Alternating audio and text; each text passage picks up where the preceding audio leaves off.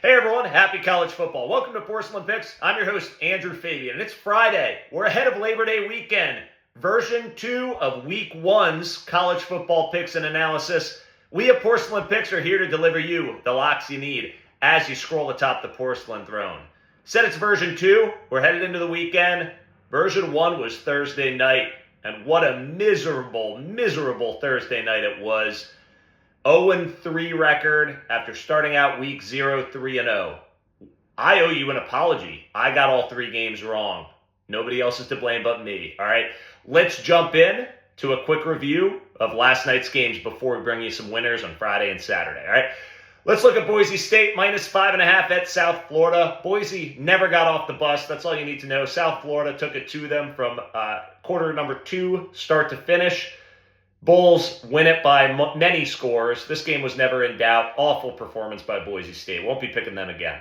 St. Francis at Louisiana Monroe. This one was a heartbreaker. Louisiana Monroe, a 30.5-point favorite. That was the bet.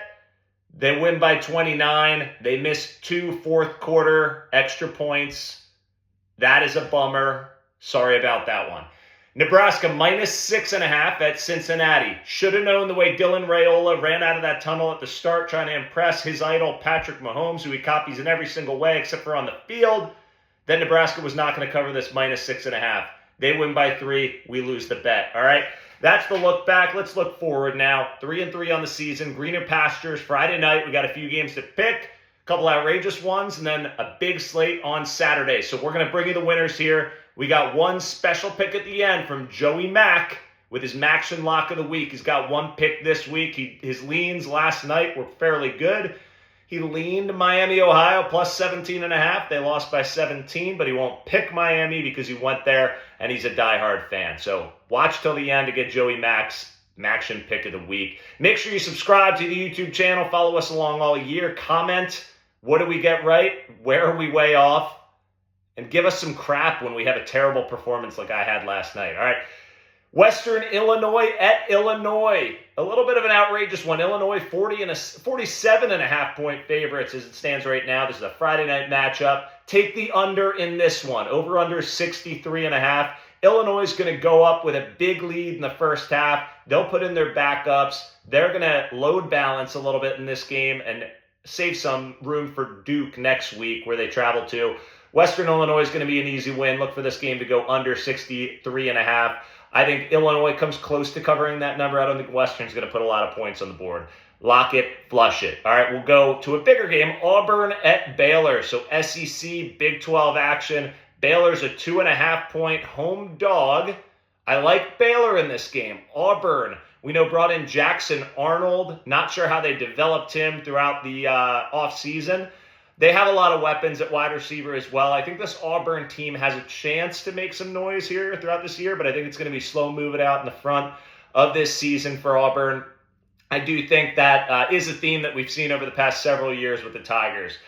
Usually slow starts on the season. I think this is no different. I think going to Baylor at night is going to be a challenge. Auburn may be the more talented team on paper, but Baylor is better in the trenches at this point. They've got a lot of returning talent. I think the lines of scrimmage, the home field advantage. I like Baylor to win this game, but I will take the points at +2.5. Lock it, flush it. All right, Georgia Tech at Colorado. Georgia Tech's a 4.5-point favorite. We picked them last week. They won us some money last week. I told you Haynes King and Jamal Haynes, the dynamic duo, quarterback running back combo. We were high on them all last year, and they came through for us. I'm going to take Georgia Tech -4.5. I'm going to trust them until they do me wrong. They've already played. They already got some kinks out last week when they played in Ireland. Colorado, their first game of the season, their first game without Shedeur Sanders and Travis Hunter. So they do have a great quarterback backfilling with Caden Salter. I think it's going to take a little bit of time for him to develop and get going. There was news that this line actually went higher than 4.5 earlier in the week with news about Deion potentially retiring after some illness, but Deion will be back. He'll be on the sidelines. A lot of people like Colorado on the upset here, but I'm going to take Georgia Tech. I think the Jackets are going to get it done on the road. Lock it, flush it. All right, last game of Friday night, we've got UNLV at Sam Houston State. UNLV had trouble with Idaho State. Their defense is very much lacking. They were completely run over by Idaho State last week. They gave up 555 yards total. That was over 300 yards through the air. Their pass defense is atrocious. Sam Houston State, on the flip side, they've got a decent offense. They put up some points against Western last week. Their defense is also terrible. I think this has the makings of a game that's going to be a shootout. UNLV overs hit a lot last year. We're going to take it over 61.5 with a big number. Lock it up, flush it up. We'll enter Saturday with a winning record again. All right. Biggest game of the weekend. We got Texas and Arch Manning traveling to Ohio State. Ohio State right now is a 1.5-point favorite, hosting Texas. Both teams with new quarterbacks. Obviously, Arch Manning is the headliner here in this game. How is he going to perform now that he takes the reins of the Longhorns team? Julian Sayin on the other side, Ohio State's side, he's not getting a lot of conversation around him, especially in this matchup, as you can see why. But Julian Sayin was a former number 1 overall quarterback recruit for the Buckeyes. I think he's going to be a player that we watch develop throughout this season. I do think the Buckeyes offense is really going to be a force to be reckoned with later on this year. It might be a little bit of a slow start. He's going to target Jeremiah Smith. The problem is Texas last year took away Jeremiah Smith, kept him to 1 catch for 3 yards in the playoffs. So they're going to have to get him open. They're going to have to force the ball his way a bit, but also look for Carnell Tate. They're well-equipped, number 2 wide receiver, to get some yards. Maybe Brandon Inniss, who's their number 3. Look for him to emerge this season and potentially in this game. On the Texas side, outside of Arch Manning, you got Quantravius Wisner as a running back who they're very high on. So look for him to pick up some yardage as this game persists. Ryan Wingo, their wide receiver, he's the guy who got overshadowed by Jeremiah Smith and Ryan Williams over on Bama last year, but this kid can play. Ryan Wingo, look for him to have a real breakout season. Texas is used to hot starts under Steve Sarkisian. He's got his theory where he calls the first 15 plays ahead of time. Look for them to come out a bit stronger than Ohio State. But I think the home field advantage, once Julian Sayin can get into a rhythm against this stout Texas defense, I do think home field advantage favors the Buckeyes. I'm going to take Ohio State at home in this game. It's really a toss-up. Ohio State minus 1.5. Lock it, flush it. I do lean towards the under in this game. It's at 46.5. Again, I think it's going to be slower moving with these quarterbacks working out some kinks, but I'm not going to take that one as it stands right now. So keep Ohio State minus 1.5. Lock it, flush it. All right, Syracuse at Tennessee. We've got Syracuse plus 13.5. Over-under is set at 51.5. I like the under in this game, and I like Syracuse in this game. Let me explain why. Both teams have new quarterbacks. Steve Angeli on Syracuse, former Notre Dame quarterback. He got them rolling in that semifinal matchup against Penn State when Riley Leonard went out with an injury at the end of the first half. Angeli drove them down for their first points of the game. Look for him to pick up some yardage in this game. I think Syracuse is used to throwing the ball around. They might struggle a bit against Tennessee, who does have good defensive backs. But on the Tennessee side, you got a new quarterback. Joey Aguilar was named their starting quarterback. I think he's got some good upside this year, but I do think he's going to struggle a bit out of the gate in this Vols offense. Chris Brazzell, he's their best wide receiver. I think Chris Brazzell is going to have a big year. He's questionable in this matchup, so look for other wide receivers needing to emerge in order for Tennessee to show up. But I do think the Vols end up winning this game. I just think Syracuse is going to keep it close. It's going to be a sloppy 22-17 type game as the new quarterbacks work out the kinks and the defenses step up a bit in this game. So go with Syracuse plus 13.5. Lock it, flush it. Let's go under 51.5. You can lock it. You can flush it. All right. We're going to go Toledo. Let's go Toledo at Kentucky. We got Toledo plus 10.5 at Kentucky. Toledo right now is at the top of the MAC conference when it comes to returning offensive production. They're top 15 overall in the country with returning production. Kentucky projected to have a down year this year. 4.5 wins is the over-under on their win total. I think Toledo could win this game. This could be that upset that the SEC seemingly faces each year in the opening week. Toledo plus 10.5 is the play. Lock it, flush it. All right, I'm going to go to the Joey Mack Maction Lock of the Week right here. Switch it up a little bit.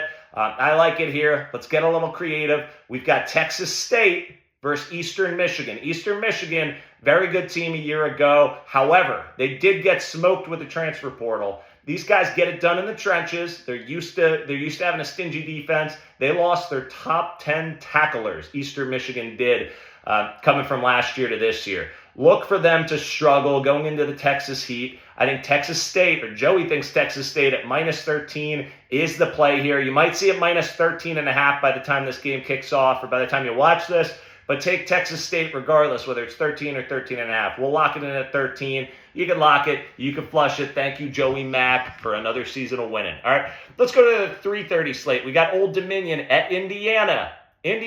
We're just going to take these guys, the Fighting Kirk Cignettis. What we did all last year, we took Indiana in the fourth quarter. These guys play through the final whistle. They're going to do it again. They're 23.5-point favorites on the game. We're not going to take that. We're going to take Indiana minus 5.5, fourth quarter only. Kurt Cignetti has been disrespected on the offseason. He feels that Indiana deserves a lot more praise for that run they made to the playoffs. Look for these guys to have their foot on the gas pedal all game long. Lock it, flush it for Indiana. Let's go to Nevada at Penn State. Always have to preface this. I went to Penn State. I'm high on Penn State. I picked their games objectively, though, but I want to have that disclaimer out there. Penn State minus 42.5 at the time of this recording. Nevada is just dreadful. In reality, the first three games Penn State scheduled are dreadful. Nevada might be the worst of all three. They play Villanova. They play FIU. I think Nevada's the worst team of the three. So look for Penn State to come out. They have high expectations this year. James Franklin puts his foot on the throats of his opponents when he has these big spreads. They typically cover these. But I do think Penn State, their starters are going to get in for the first 2.5 quarters or so. They're going to work out a rhythm between Aller and these three new transfer receivers. I think at least two of them are going to score touchdowns early. I do think Singleton and Allen will get some reps here in the first half, but I do think Penn State is able to put in their second stringers in the third quarter, middle of the third quarter. Look for a Kobe Howard touchdown. He's a freshman wide receiver that Penn State is super high on. He's fourth on the depth chart for wide receivers. Look for him to make some plays and make some sizzle happen. Penn State's going to get at least one defensive score in this game. I think Penn State goes minus 42.5. Lock it, flush it. Let's move on. Bama at Florida State, another big game. It was bigger a couple of years ago when they scheduled it. Right now, Florida State's a 13.5-point home dog. Over-under set at 50.5.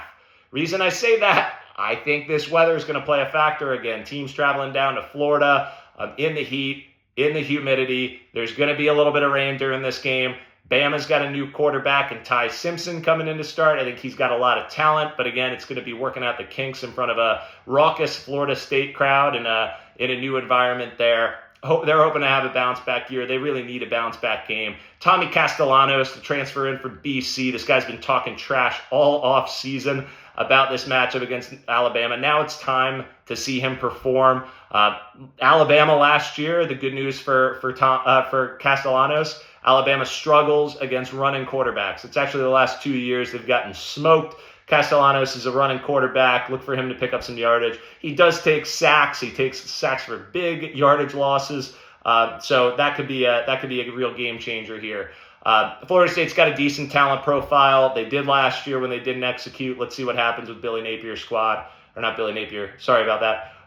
Alabama, on the flip side, they've got a strong defense. They've got a strong offense. They're going to put it together as the season progresses. I do think this first game is going to be a slugfest. It's going to be low scoring. Look for Florida State to lose this one by 10 or 8 points. Florida State plus 13.5. Lock it, flush it. We'll go under 50.5 with the weather and the rain. Lock it, flush it. All right.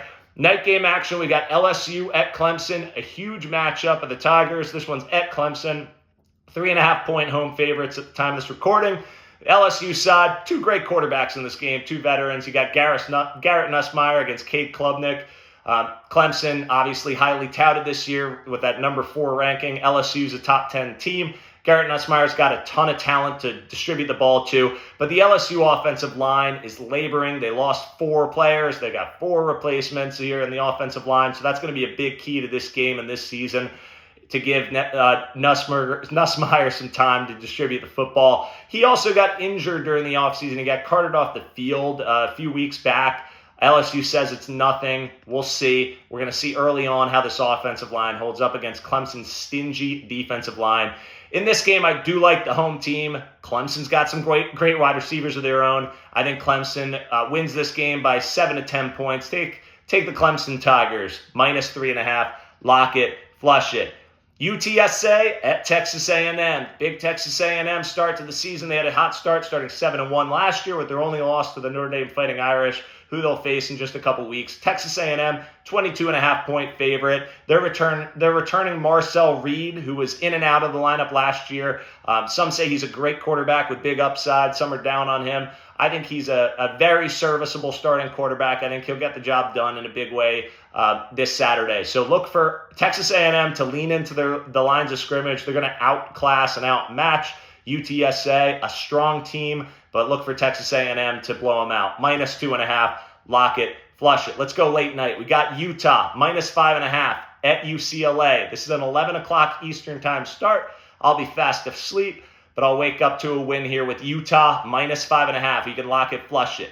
All right, on the quarterback side for Utah, look for a different offense. This team is now out of the Cam Rising saga, finally, after what seemed like 15 years. They've got a new guy in, Devin Dampier. They've got a new offensive coordinator. Look for the Utes to be able to throw the ball and move the ball a little bit quicker this season. UCLA has Nico at quarterback, transferring in out of Tennessee. They look good in camp. They've got a lot of weapons. I think they'll come into form as the season progresses in their tough Big Ten schedule. But look for Utah to be the outclasser of this game at -5.5. Let's go to Sunday night action. We've got Sunday afternoon, actually, Virginia Tech at South Carolina. That's a 3 p.m. Eastern kickoff. South Carolina is -7.5 right now. I am high on South Carolina, not as high on Virginia Tech. Lenoris Sellers, I think he's a dark horse to win the Heisman. He's got questionable weapons surrounding him, but I think he's one of the best quarterbacks returning in college football. I do think South Carolina thinks that they have great wide receivers, so we'll see them put it together against Virginia Tech. Take the home team here. Take the Gamecocks, -7.5. You can lock it. You can flush it. All right. Night game, we got Notre Dame at Miami. This is the final 2 picks of the weekend. Notre Dame is a 2.5-point road favorite against Miami. Miami's got Carson Beck. They've got new weapons at wide receiver. They lost a lot of production, but they did backfill it with a lot of young talent. Notre Dame named C.J. Carr their starting quarterback, which was a little bit of a head-scratcher to those inside the program. But they've got Jeremiah Love back at the running back spot, probably the best running back in all of college football. But the problem is Miami knows that. Miami's going to throw the house at Jeremiah Love and take him away. They're going to make C.J. Carr throw the ball. So we'll see how that works. Again, this is another game in South Florida where we're going to have humidity on Sunday night. So look for Notre Dame to struggle a bit. I think both teams are going to struggle to move the football early on. For that reason, I'm taking the first half under 24.5. And you can lock that and flush that. I do like Miami to win this game. They're 2.5-point underdogs at home. I think their talent is going to be visible in this game. I just think Notre Dame and C.J. Carr are going to need some time to develop that new offensive look. I think, again, Miami's going to try to take away Jeremiah Love and make C.J. Carr throw the ball. I think they'll do that effectively enough.